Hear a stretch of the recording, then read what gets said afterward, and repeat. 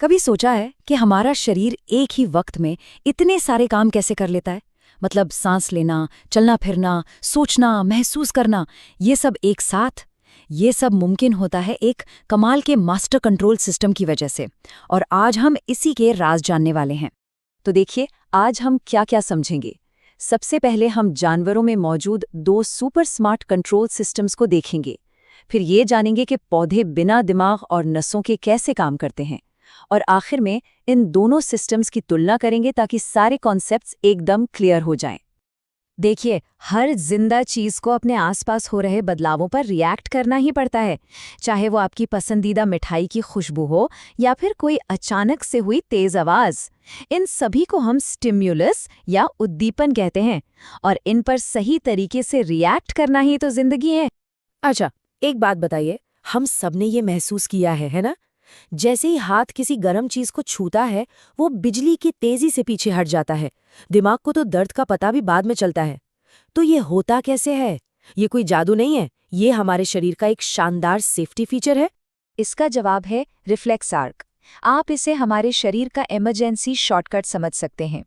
जैसे ही स्किन के सेंसर गर्मी को डिटेक्ट करते हैं, वो एक इमरजेंसी सिग्नल भेजते हैं। लेकिन ये सिग्नल दिमाग तक जाने का इंतजार नहीं करता। ये सीधे रीढ़ की हड्डी यानी स्पाइनल कॉर्ड तक जाता है और वहीं से मसल्स को हाथ हटाने का ऑर्डर मिल जाता है। ये सब कुछ पलक झपकने से भी ज्यादा तेज होता है। और इसी कमाल की प्रक्रिया को हम कहते हैं नियंत्रण और समन्वय।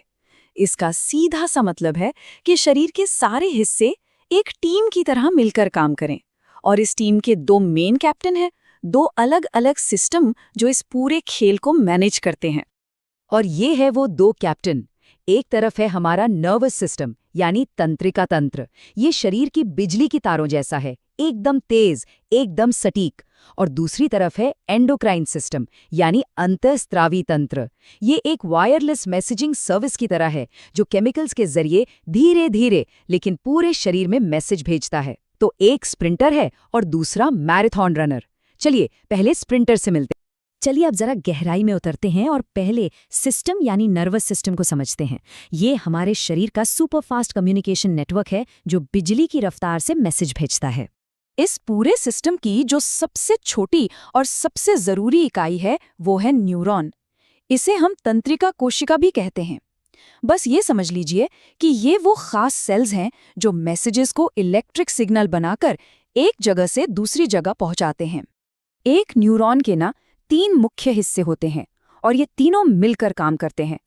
डेंड्राइट एक एंटीना की तरह जानकारी को पकड़ता है। सेल बॉडी जो बीच का हिस्सा है उस जानकारी को प्रोसेस करती है, और एक्सॉन एक तार की तरह उस सिग्नल को आगे अगले न्यूरॉन तक भेज देता है। और यहीं पर असली जादू होता है। जब एक इलेक्ट्रिक सिग्नल एक न्यूरॉन की आखिर तक पहुंचता है ना, तो वो सीधे कूदकर दूसरे न्यूरॉन पर नहीं जाता। उन दोनों के बीच एक बहुत छोटा सा गैप होता है जिसे सिनैप्स कहते हैं। सिग्नल इस गैप को पार करने के लिए कुछ देर के लिए एक केमिकल मैसेज में बदल जाता है और फिर अगले न्यूरॉन में पहुंचते ही वापस इलेक्ट्रिक सिग्नल बन जाता है, एक कमाल की रिले रेस की तरह। तो यहाँ हम उस रिफ्लेक्स आर्क का पूरा रास्ता देख सकते हैं। ध्यान देने वाली बात यह है कि पूरा फैसला रीढ़ की हड्डी में ही हो गया। दिमाग को तो बस बाद में इन्फॉर्म किया गया कि भाई ऐसा ऐसा हो गया है। ऐसा इसलिए क्योंकि जब खतरा सामने हो तो स्पीड ही सबसे ज़रूरी चीज़ है। हाँ, लेकिन शरीर का असली बॉस तो दिमाग ही है। ये हमारा सेंट्रल कमांड है। अग्र मस्तिष्क यानी फोर ब्रेन हमें सोचने, याद रखने और फैसले लेने में मदद करता है। और पश्च मस्तिष्क यानी हाइंड ब्रेन का एक हिस्सा है सेरिबेलम, जो हमारे शरीर का बैलेंस बनाए रखता है, ठीक वैसे ही जैसे कोई जिम्नास्ट अपना संतुलन बनाता है। इसी की वजह से हम सीधे चल पाते। चलिए अब गियर बदलते हैं और शरीर के दूसरे मास्टर कंट्रोल सिस्टम पर आते हैं।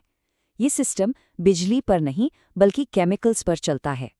इस सिस्टम के मैसेंजर्स को हम कहते हैं हार्मोन्स। आप इन्हें ऐसे समझिए कि छोटे छोटे केमिकल खत हैं जिन्हें खास ग्लैंड सीधे हमारे खून में छोड़ देते हैं। फिर ये खून के साथ पूरे शरीर में घूमते हैं और सिर्फ अपने सही पते पर यानी अपने टारगेट ऑर्गन पर ही अपना मैसेज डिलीवर करते हैं। ये हमारे शरीर के कुछ हार्मोनल सुपरस्टार्स हैं और एग्जाम के लिए ये बहुत ज़रूरी हैं। एड्रेनलिन हमें इमरजेंसी के लिए तैयार करता है। इंसुलिन हमारे शुगर लेवल को कंट्रोल करता है। थायरॉक्सिन हमारी बॉडी की एनर्जी को मैनेज करता है और ग्रोथ हार्मोन हमें बढ़ने में मदद करता है। चलिए इनमें से कुछ पर जरा और करीब से नजर डालते हैं। एड्रेनलिन हमारा इमरजेंसी हार्मोन है। जब भी कोई खतरा होता है या बहुत गुस्सा या एक्साइटमेंट होती है तो एड्रिनल ग्लैंड्स इसे खून में छोड़ देते हैं। इससे हमारी हार्ट बीट बढ़ जाती है, सांसें तेज हो जाती हैं और हमारा शरीर लड़ने या भागने के लिए मतलब एक्शन के लिए पूरी तरह तैयार हो जाता है। और ये है इंसुलिन, हमारे शरीर का शुगर मैनेजर। जब भी हम कुछ मीठा खाते हैं तो पैनक्रियास से निकलने वाला ये हार्मोन पक्का करता है कि हमारे खून में शुगर का लेवल कंट्रोल में रहे। अगर ये ठीक से काम ना करे तो डायबिटीज जैसी बीमारी हो सकती है। इसीलिए ये हार्मोन बहुत ज़्यादा ज़रूरी है। अच्छा, पर ये कंट्रोल और कोऑर्डिनेशन सिर्फ जानवरों में ही तो नहीं होता। पौधे भी तो अपने माहौल पर रिएक्ट करते हैं, लेकिन उनके पास तो कोई नर्वस सिस्टम या दिमाग नहीं होता। तो फिर वो ये सब करते कैसे हैं? पौधे एक जगह से दूसरी जगह जा नहीं सकते, इसलिए वो ग्रो करके यानी बढ़कर रिएक्ट करते हैं। इन खास मूवमेंट्स को हम ट्रॉपिक मूवमेंट्स कहते हैं। जैसे पौधे का तना हमेशा रोशनी की तरफ बढ़ता है, इसे कहते हैं फोटोट्रॉपिज्म। और जड़ें हमेशा पानी और गुरुत्वाकर्षण की दिशा में नीचे की तरफ बढ़ती हैं, जिसे हम जियोट्रॉपिज्म कहते हैं। और ये तस्वीर देखिए, ये हाइड्रोट्रॉपिज्म का एक बेहतरीन उदाहरण है। देखिए कैसे पौधे की जड़ें पानी के सोर्स की तरफ मुड़ रही हैं। जिंदा रहने के लिए ये एक कमाल का अडैप्टेशन है। पौधों में ये सारा तालमेल उनके अपने केमिकल मैसेंजर्स यानी प्लांट हार्मोन्स की वजह से होता है। ऑक्सिन जैसे हार्मोन पौधे को बढ़ने के लिए गो सिग्नल देते हैं, तो वहीं एब्सिसिक एसिड जैसे हार्मोन स्टॉप सिग्नल देते हैं। इसी गो और स्टॉप के बैलेंस पर पौधे की पूरी जिंदगी टिकी होती है। तो अब जब हमने दोनों दुनियाओं को देख लिया है तो चलिए जानवरों में मौजूद इन दो जबरदस्त कंट्रोल सिस्टम्स को आमने सामने रखकर देखते हैं कि इनमें क्या फर्क है। ये आपके नोट्स के लिए एकदम परफेक्ट रहेगा। ये टेबल सब कुछ साफ कर देती है। देखिए, नर्वस सिस्टम एक ईमेल की तरह है, बहुत तेज, स्पेसिफिक और सीधा पॉइंट पर। वहीं एंडोक्राइन सिस्टम एक पब्लिक अनाउंसमेंट की तरह है, थोड़ा धीमा, लेकिन इसका असर दूर दूर तक और कई जगहों पर होता है। एक सिस्टम है तुरंत एक्शन के लिए, जैसे गर्म चीज से हाथ हटाना, और दूसरा है लंबे समय तक चलने वाले कामों के लिए, जैसे शरीर का विकास। तो अगली बार जब भी कोई चल फिर रहा हो या कुछ सोच रहा हो तो एक पल के लिए जरूर सोचिएगा कि शरीर के अंदर ये दो कमाल के नेटवर्क कितनी खामोशी से अपना काम कर रहे हैं।